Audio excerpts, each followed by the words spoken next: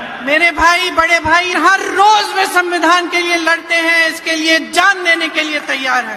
ಇವತ್ತು ನಮ್ಮ ದೊಡ್ಡಣ್ಣವರಾದಂತ ರಾಹುಲ್ ಗಾಂಧೀಜಿ ಅವರು ಇವತ್ತು ಈ ಕಾರ್ಯಕ್ರಮಕ್ಕೆ ಅನಾರೋಗ್ಯದ ಕಾರಣದಿಂದ ಬರಕಾಗಿಲ್ಲ. ಆದ್ರೆ ತಾವೆಲ್ಲ ತಿಳ್ಕೊಳ್ಳಿ, ತಮಗೋಸ್ಕರ, ಈ ಸಂವಿಧಾನಕ್ಕೋಸ್ಕರ, ಈ ದೇಶಕ್ಕೋಸ್ಕರ ರಾಹುಲ್ ಗಾಂಧೀಜಿ ಅವರು ಪ್ರತಿ ದಿನ ಪ್ರತಿ ಕ್ಷಣ ಹೋರಾಟ ಮಾಡ್ತಾ ಇದ್ದಾರೆ ಅಂತ ಹೇಳಿ.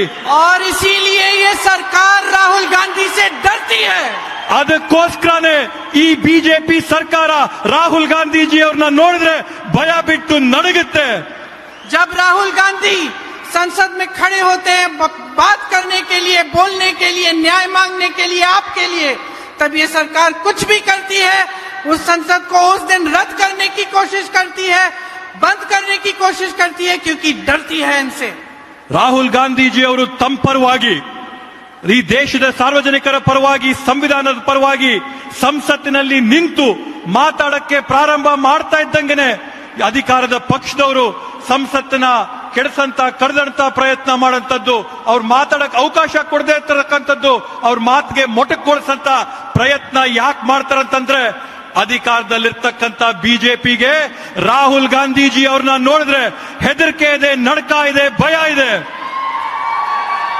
और ये सरकार उनको देखकर कांपती इसलिए है क्योंकि वो सच्चाई की लड़ाई लड़ रहे हैं. ಇವತ್ತು ಈ ಸರ್ಕಾರ ರಾಹುಲ್ ಗಾಂಧೀಜಿ ಅವ್ರನ್ನ ನೋಡಿದ್ರೆ ಯಾಕೆ ನಡಗುತ್ತೆ ಅಂತ ಹೇಳಿದ್ರೆ ರಾಹುಲ್ ಗಾಂಧೀಜಿ ಅವರು ಹೋರಾಟ ಮಾಡ್ತಾ ಇರ್ತಕ್ಕಂಥದ್ದು ಸತ್ಯದ ಪರವಾಗಿ.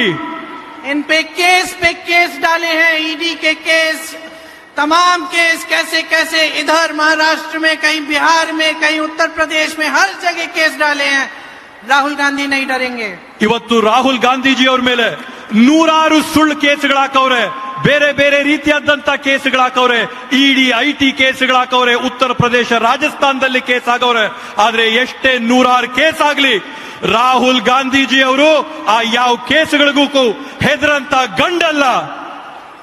न राहुल गांधी जी डरेंगे, न मल्लिकार्जुन खड़गे जी डरेंगे, न इस मंच पे बैठा कोई भी नेता डरेगा, ना मैं डरूंगी, क्योंकि हमारी विचारधारा लड़ने की है, सच्चाई की है, डरने और कांपने की नहीं है.